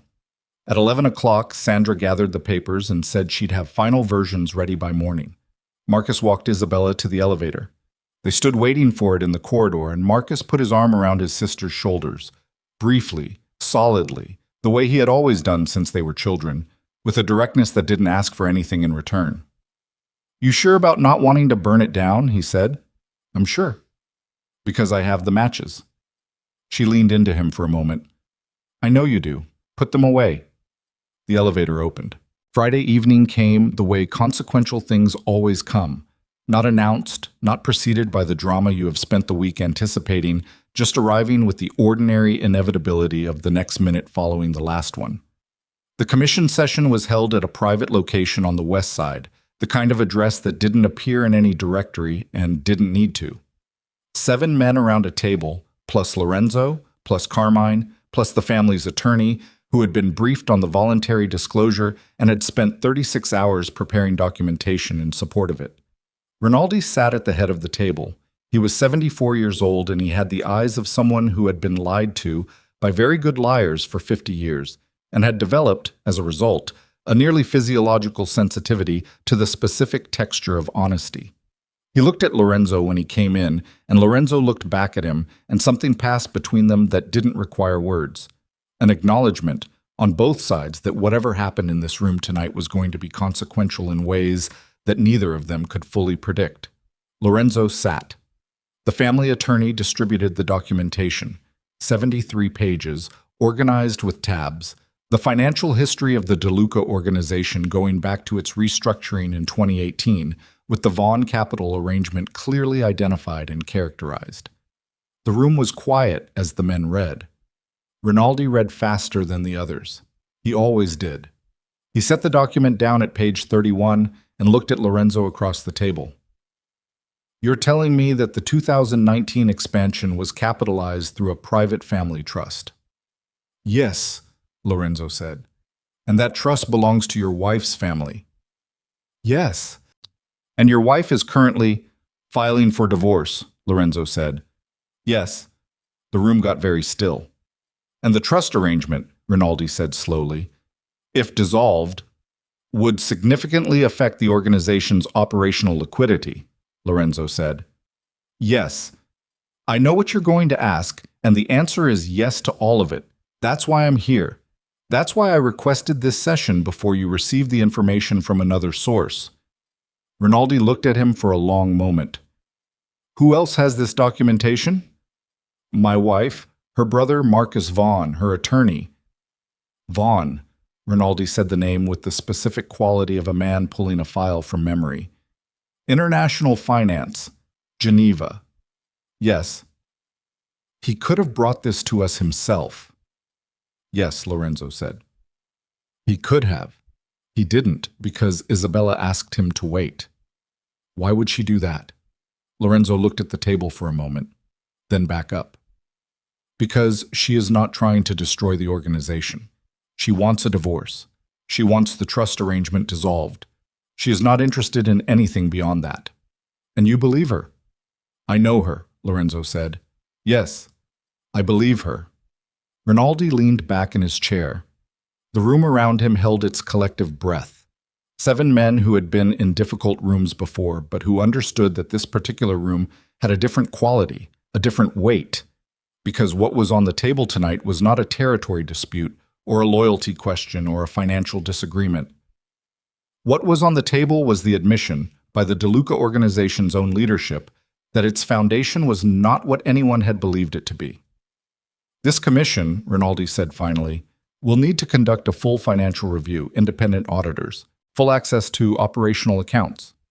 "Agreed," Lorenzo said. "During the review period, operational decisions above a certain threshold will require commission co-authorization." Lorenzo's jaw tightened fractionally. "Agreed. And the question of organizational leadership during the review period, I will step back from the operational role," Lorenzo said. "Carmine will manage day to day. I will be available for consultation, but will not be the decision-making authority until the review concludes."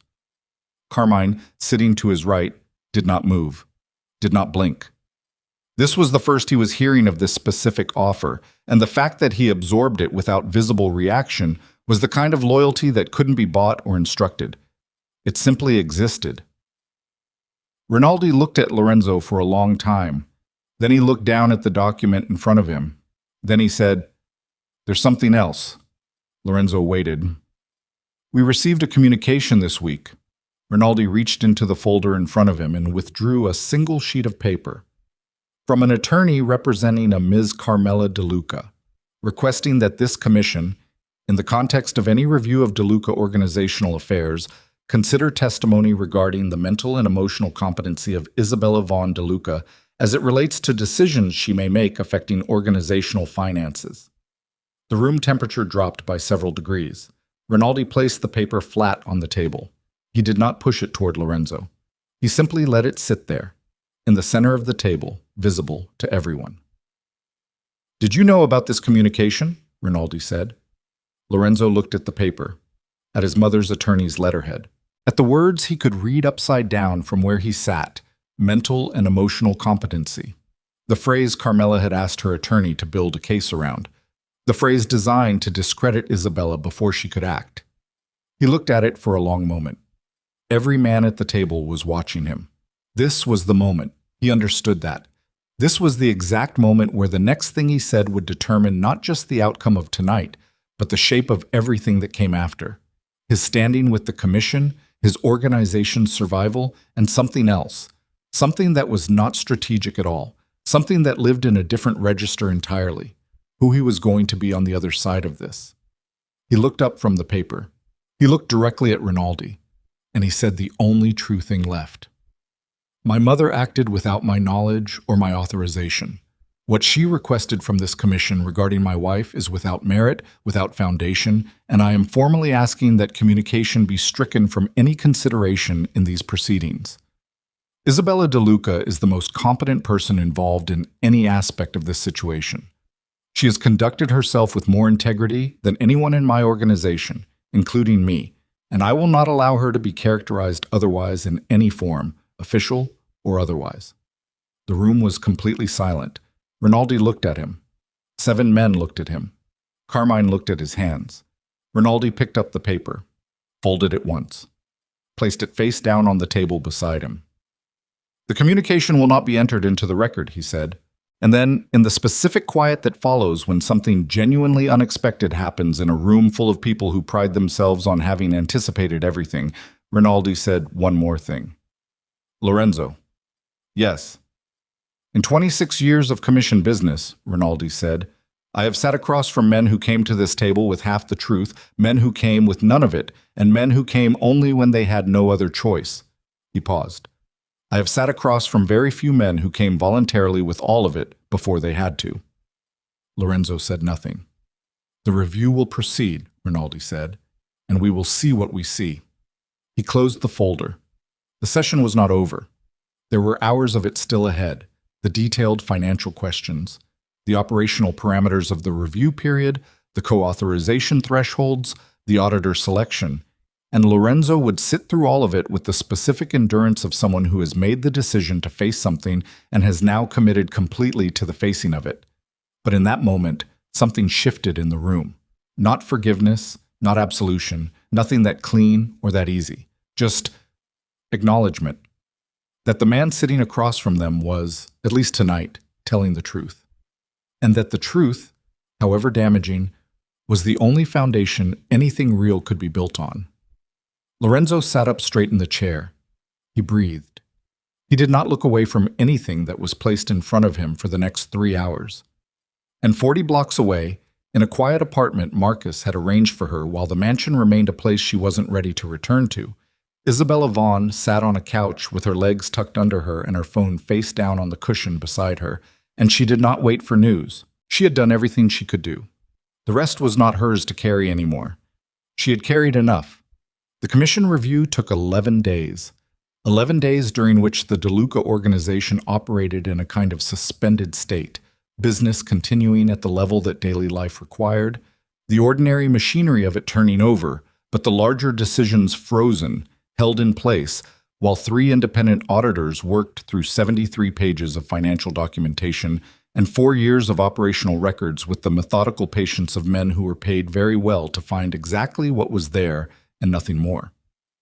Lorenzo spent most of those 11 days in a temporary office at the warehouse, working within the co-authorization parameters, signing nothing above threshold without Carmine's countersignature, calling no one he didn't need to call. He slept badly and ate adequately and did not drink, which surprised Carmine and which Lorenzo did not explain. He worked. He answered every question the auditors put to him without redirection or delay. He produced every document they requested within the hour.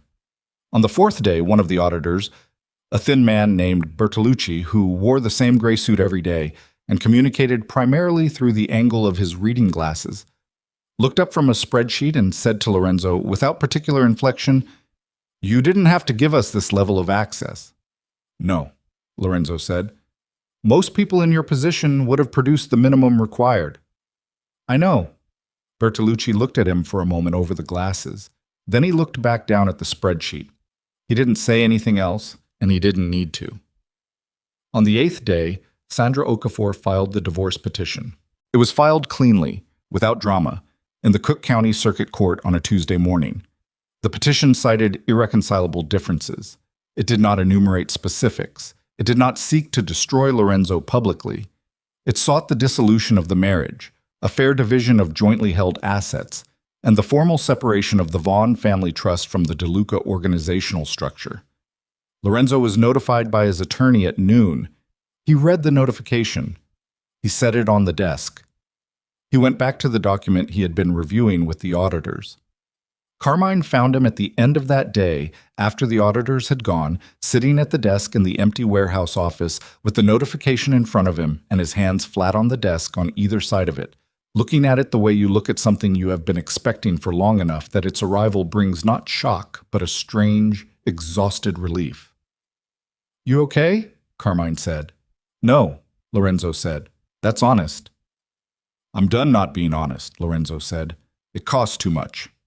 Carmine sat down across from him.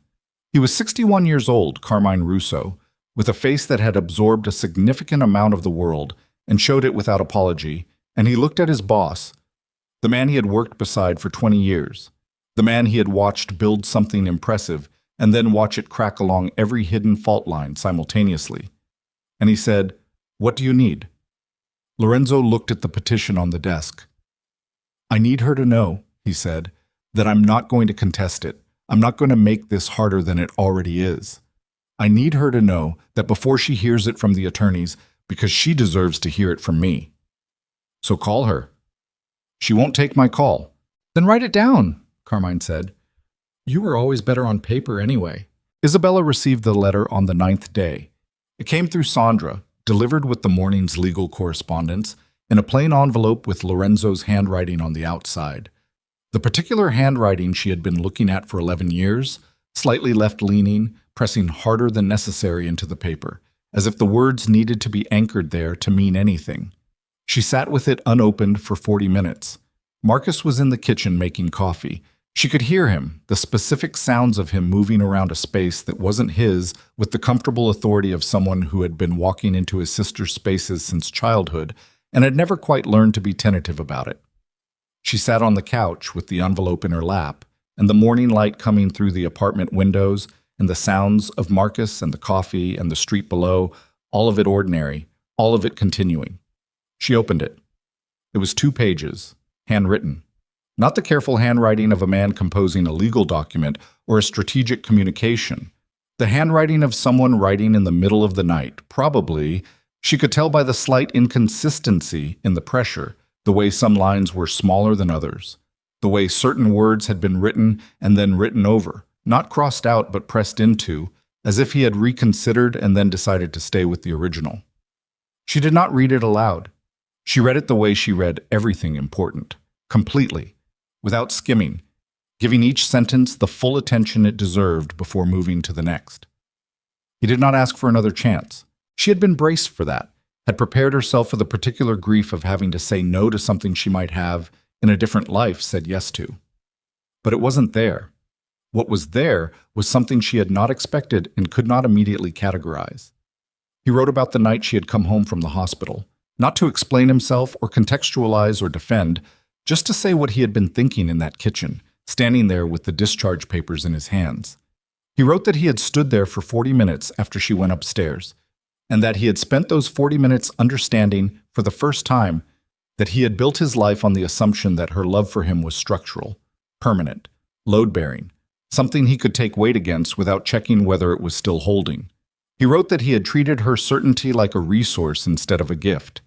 He wrote that the baby they had lost had been real to him, that he was aware he had no right to say that given what he had done during the pregnancy, but that he needed her to know it anyway, because the alternative was carrying it alone, and he was done choosing the version of things that was easiest to carry. He wrote that he was not contesting the divorce, that his attorneys had been instructed to cooperate fully with Sandra Okafor on all matters, that the Vaughn Trust dissolution had his complete agreement and that he would sign whatever was needed, whenever it was needed, without argument. The last paragraph was short. I know you called me 4 times. I know what the 5th call cost you. I know I don't get to fix that. But I want you to know that I understand it now. Not just what it was, but what it meant about what I had already been doing for a long time before that night. You never stopped being exactly who you were. I was the one who stopped seeing it. That's mine to carry, and I will. I'm not writing this to ask for anything. I'm writing it because you spent 11 years being honest about who you were, even when I wasn't paying attention, and you deserve the same in return. You still do. Isabella read the last paragraph twice. Then she folded the letter along its original creases and put it back in the envelope and set it on the table. Marcus came in with 2 cups of coffee. He set one in front of her and sat in the chair across and looked at the envelope on the table and did not ask.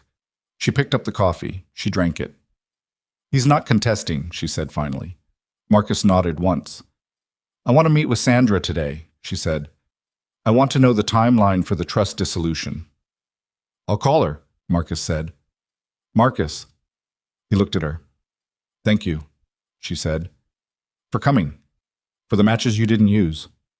Something moved across his face, brief, controlled, the particular expression of someone who loves a person too much to say the full extent of it out loud. Any time, he said. The commission delivered its preliminary findings on the 11th day. The review confirmed the financial structure as documented. The Vaughn Capital arrangement was classified as a private lending agreement between a family trust and an organizational entity, not an ownership stake, not a structural asset of the organization itself. The distinction was significant. It meant the trust could be dissolved without triggering a commission seizure of the associated assets, provided the dissolution was managed according to the timeline the auditors recommended. Rinaldi delivered the findings in the same room where the session had been held, with the same 7 men present, plus the auditors and both families' attorneys. He read the findings without commentary. When he finished, he set the document down and looked at Lorenzo. The organization will be placed under a 6-month compliance period, he said, monthly reporting to the commission. Co-authorization remains in effect for decisions above the established threshold. At the end of 6 months, the commission will conduct a review of the compliance period and make a determination regarding operational autonomy. Understood, Lorenzo said. The question of organizational leadership during the compliance period. Carmine Russo will serve as operational director, Lorenzo said. I will remain available in an advisory capacity, but will not hold decision-making authority. Rinaldi looked at Carmine, who nodded. Regarding the matter of the communication from Carmela DeLuca's attorney, Rinaldi continued, and the room's temperature shifted slightly. The commission has determined that the communication constituted an inappropriate attempt to involve this body in a private domestic matter for the purpose of influencing financial proceedings. This determination will be noted in the formal record. No further action is recommended at this time, in consideration of the fact that the communication was disavowed by the DeLuca family leadership prior to commission review. Lorenzo exhaled slowly. The compliance period begins immediately, Rinaldi said. We will reconvene in 6 months. He closed his folder. Around the table, 7 men who had been in difficult rooms for most of their adult lives sat with the particular quiet of people absorbing an outcome that was not a victory and not a defeat, and required a different name that none of them had quite settled on yet. Lorenzo stood, shook Rinaldi's hand, shook the hands of the other commission members with the formal courtesy that these situations required, and then walked out of the building into the cold Chicago evening with Carmine beside him.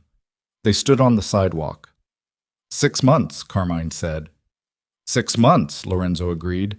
You know I'm going to run it like I think it should be run. I know. Which means some things are going to be different. Good, Lorenzo said. Some things should be. Carmine looked at him sideways. Who are you, and what did you do with my boss? Lorenzo almost smiled. It didn't quite make it, but it was close. Go home, Carmine. You going home? A pause. No. Carmine didn't push it. He nodded once and walked to his car, and Lorenzo stood on the sidewalk alone for a moment, and then he pulled out his phone and typed a single message to his attorney. Sign whatever she needs. No delays, no conditions. Everything she asked for. He sent it. He put the phone in his pocket. He started walking. The divorce was finalized 43 days later. It was not a contentious process. Both attorneys noted afterward separately that it was one of the least adversarial dissolutions they had managed in their combined careers, which they attributed to different things. Sandra to Isabella's clarity about what she wanted. Lorenzo's attorney to the instruction he had received to cooperate without exception. What neither of them said, because it was not the kind of thing attorneys say, was that the lack of contention had a quality to it that was not neutrality. It was more like two people who had decided, independently, that the damage had been sufficient and that adding to it would not produce anything worth having. The Vaughn Trust dissolution was completed concurrently. The capital that had financed 3 years of DeLuca organizational operations was returned to the family holdings over a 60-day period, managed by Bertolucci's firm at both parties' agreement, without complication. The organization survived the transition. It was not the same after. The compliance period required a restructuring of several operational channels, and Carmine made decisions during those 6 months that Lorenzo would not have made, and that turned out, on balance, to be better decisions. The commission review at the end of 6 months returned a conditional clearance. Lorenzo was offered a reduced role. He took it. He did not argue for more. Carmela spent 3 weeks saying nothing to anyone. Then, on a Thursday morning in December, she drove to the apartment where Isabella had been living since the separation, and she sat in her car outside for 20 minutes, and then she went inside. The doorman called up. Isabella came down rather than buzz her in, a distinction that Carmela understood without being told. She was not being invited into Isabella's space. They sat in 2 chairs in the lobby, which was not a private place, and Carmela did not ask for privacy because she understood she wasn't entitled to it. She sat across from her daughter-in-law and she looked at her, really looked, the way she had perhaps never fully looked, with the specific discomfort of seeing a person clearly after a long period of strategic blurring. And she said, "I came to apologize." Isabella waited. "What I did," Carmela said, "when I contacted the attorneys about the petition, when I called the capos, I did it because I have spent 40 years confusing protecting my family with controlling it. And I told myself those were the same thing for so long that I stopped being able to feel the difference." She paused. "What I did to you was wrong, not inconvenient, not a miscalculation, wrong. And you were sitting in a hospital room and I was thinking about the family name." Isabella was quiet for a moment. "I know why you did it," she said finally. "That doesn't make it—" "No," Isabella said, "it doesn't. But I understand it. You built something and you watched it starting to come apart, and you did what you know how to do." She looked at the older woman across from her. "I'm not going to tell you I forgive you. I'm not there yet, and I won't pretend I am." Carmela nodded. "But I believe you're sorry," Isabella said, "and I believe you know why. And that's more than I expected." Carmela sat with that for a moment. "He's trying," she said. Not as a defense, not as a petition, just as information, offered carefully. "I know," Isabella said. "He's different. I don't know what different means yet, but something changed in him."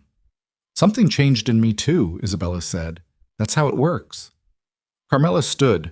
She straightened her coat with the same precise gesture Isabella had seen her make 100 times in 11 years.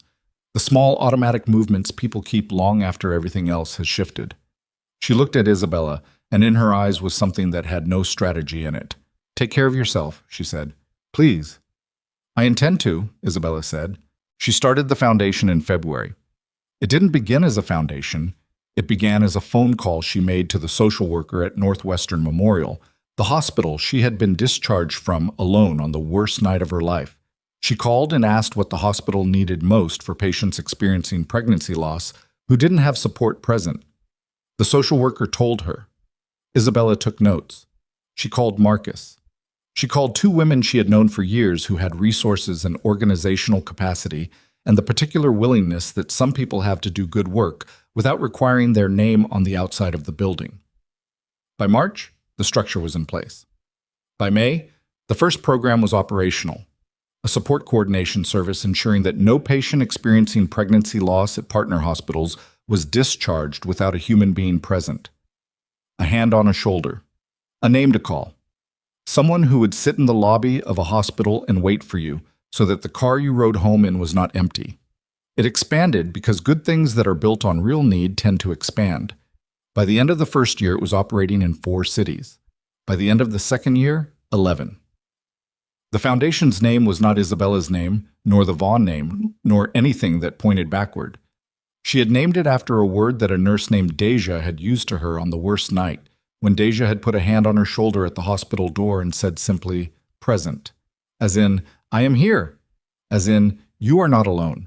As in, this moment, however terrible, is one that someone is willing to stand in with you. The word had stayed with her all this time. She named the foundation Present. Lorenzo heard about the foundation from Carmine, who had read about it in a news piece. He didn't contact Isabella. He didn't send a message or a donation or any communication that would have made the foundation about him in any way.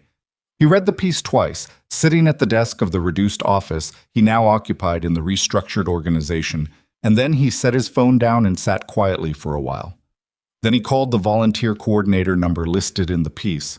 He did not give his name. He asked what kind of support the foundation needed from volunteers, not financial support, operational support. People willing to show up. The coordinator told him about a hospital transport program, patients who needed a ride home from follow-up appointments after pregnancy loss, and about a phone support line that needed overnight volunteers. He signed up for the transport program. He drove people home from hospitals for the next 2 years without anyone at the foundation knowing who he was. He used his first name only, which was common enough that no one connected it. He drove a different car than he normally drove. He showed up when he was scheduled, and he was never late, and he never talked about himself, and he was, by every account of the patients and staff he interacted with, simply a quiet, reliable man who showed up when he said he would and got people home safely. It was the least glamorous thing he had ever done. It was also the most honest thing he had ever done, and he knew it, and he didn't tell anyone. 3 years after the divorce was finalized, on a cold November evening, Isabella stood outside a converted warehouse in the south side of Chicago that had just been renovated into the foundation's 4th city hub, a center for women recovering from pregnancy loss, domestic crisis, and the particular kind of grief that doesn't have a clean name because it lives at the intersection of physical loss and the loss of who you thought your life was going to be. There were 200 people at the opening. Marcus was there, standing near the back with a glass of something sparkling, watching his sister move through the room with the specific pride of someone who has been present for every step of a long journey and understands exactly what it cost. Sandra Okafor was there. Deja, the nurse from Northwestern Memorial, who had held the door open 3 years ago, was there. Isabella had found her and invited her specifically, and when Deja arrived and saw the word on the wall above the entrance, her hand had gone briefly to her mouth. Isabella moved through the space, greeting people, stopping for conversations that were real rather than performed, listening more than she spoke. She was 38 years old. Her hair was shorter than it had been during the marriage. She moved through a room differently than she used to, with the same capability, the same attention, but something lighter in it, something that had been set down somewhere along the way and not picked back up. She was not happy in the uncomplicated way that stories sometimes assign to people after they have survived something. She was something more durable than happy. She was present, which was different. She was here, in this room, in this work, in this specific evening, and the past was not controlling the terms of how she experienced any of it. Outside on the street, a man in a dark coat stood at the far end of the block. He had not come to the opening. He had driven past it on his way to a transport pickup.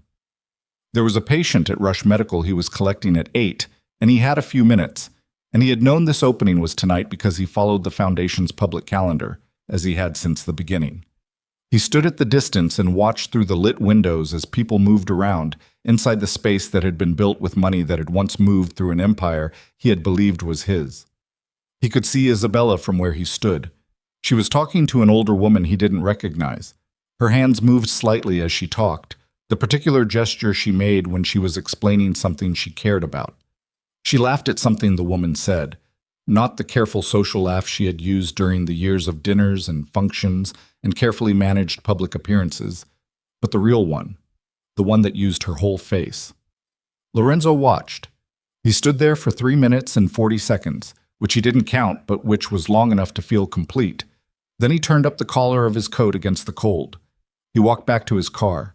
He drove to Rush Medical and collected his passenger, A woman in her mid-30s who had just had a follow-up appointment and who was very tired and who sat in the back seat and said almost nothing the entire drive. And he understood that and said almost nothing in return, just drove carefully and got her home safely and waited until she was through the door of her building before he pulled away. He drove home. He sat in the car in the parking garage of the building where he now lived. Not the mansion, which had been sold 18 months ago, but an apartment on the north side, 2 bedrooms, nothing remarkable. And he sat in the car for a few minutes in the dark of the garage, not doing anything particular. He thought about Isabella's laugh through the lit window. He thought about a hospital discharge form on a kitchen counter. He thought about a phone that had rung 4 times, and a 5th call that had changed everything, and the particular mathematics of how a life can turn on the smallest failures of attention. Not dramatic betrayals, not calculated cruelties, but the accumulated weight of all the times you chose what was easy over what was true, until the easy thing had become the wall that shut everything real outside. He thought about who he had been. He thought about who he was trying to become. He got out of the car. He went upstairs. He made himself something to eat, eggs, toast, nothing complicated, and he sat at the kitchen table of his unremarkable apartment and ate it. And the city went on outside the window, and the night went on, and he was in it, present inside it, which was all he had learned to ask for. The foundation opened its 11th city hub 4 years after that. Isabella stood on a stage in Minneapolis and spoke to a room of 400 people about what it meant to be present for someone in their worst moment. She spoke without notes, which she had learned to do because the notes made her too careful, and the careful version of herself was not the version these rooms needed. She spoke about the night she had come home from the hospital, not as a story of victimhood and not as a story of triumph, but as a story of what is actually possible when a person decides to stop waiting for the world to be fair and instead builds the thing the world was missing. She said, "I spent a long time believing that love meant being chosen, and then I had to learn that choosing yourself is not the opposite of love. It is the beginning of it." The room was very quiet. "Whatever brought you here tonight," she said, "whatever loss you are carrying or helping someone carry, I want you to know that the fact that you showed up is the whole thing. Not the fixing, not the having answers, just showing up, being present. That is the whole thing." She stopped. She looked at the room. 400 people looked back at her. Some of them were crying. She didn't try to smooth that over or redirect it. She let it be what it was, because she had learned in the years since the kitchen counter and the discharge papers and the rain that wouldn't stop that you cannot lead people through their grief if you are not willing to stand in it yourself. She stood in it. She had been standing in it for 7 years, and the standing had not destroyed her. It had, in fact, done the opposite. Marcus flew in for the Minneapolis opening. They had dinner afterward, just the 2 of them, at a small restaurant that didn't know who either of them were. "Mom called," he said. He meant their mother, who was 76 now and lived in a house in Evanston and had been following the foundation's work in the way that aging parents sometimes follow their children's work. From a careful distance, with something that was too complex to be just pride. "I know," Isabella said. "I called her back." Marcus raised an eyebrow. "She's well," Isabella said. "She asked about the Minneapolis space. She wants to come see it." "Are you going to let her?" Isabella thought about it. "Yes," she said. "She's earned it. Not from me. From herself." Marcus poured more wine. "And Lorenzo?" Isabella looked at her glass. This was not a question Marcus had asked before. Not directly, not by name, not in the 7 years since the divorce. He had watched his sister build something extraordinary from the wreckage of something terrible, and he had been present for every step of it. And he had been careful, in the way that people are careful with things that are still healing, about the places he didn't press. Tonight, he pressed. "He volunteers," Isabella said. "Did you know that?" Marcus set down his glass. "For the foundation?" "Transport program. Has been for 2 years." She turned the wine glass slowly on the table. "One of our coordinators figured it out 6 months ago. She told me privately." "What did you do with that?" "Nothing," Isabella said. "I let him keep doing it." Marcus was quiet. "He's never contacted me," she said. "Not once. In 7 years. No letters, no messages through attorneys, nothing. He just does the work. quietly, without any expectation that I'll know or that it will change anything. Does it? Marcus asked. Change anything? Isabella was quiet for a long moment. Outside the restaurant window, Minneapolis was doing what cities do in the evening. Moving, lit up, full of people inside their own closed rooms and their own private reckonings. It changes what I think about who he's capable of being, she said finally, which is not the same as changing what happened. Those are separate things. I've learned to hold them separately. That's hard, Marcus said. Yes, she said. Most of the real things are. She picked up her glass. She drank. Outside, a light rain had started. Not the Chicago rain of 7 years ago, that rain that had fallen on a night she had been changed by and had changed in turn, but a different rain, a Minneapolis rain, ordinary and clean and falling on a city that did not know her history and had no position on it. She watched it come down against the glass. She was not healed in the way that word sometimes implies, as if healing were a destination you arrived at and then remained in. She was healed in the way that scar tissue is healed, functional, durable, changed in texture from what it had been before, sensitive in certain places and weather, but holding everything she had built on top of it. That was enough. That was, she had come to understand, exactly enough. The rain fell. The dinner continued. And somewhere in Chicago, a man in a dark coat was driving someone home from a hospital, carefully, through the night, asking for nothing, expecting nothing, just showing up, just being present. Which was, in the end, the only thing that had ever actually mattered. And the only thing, it turned out, that any of them had ever really needed to learn.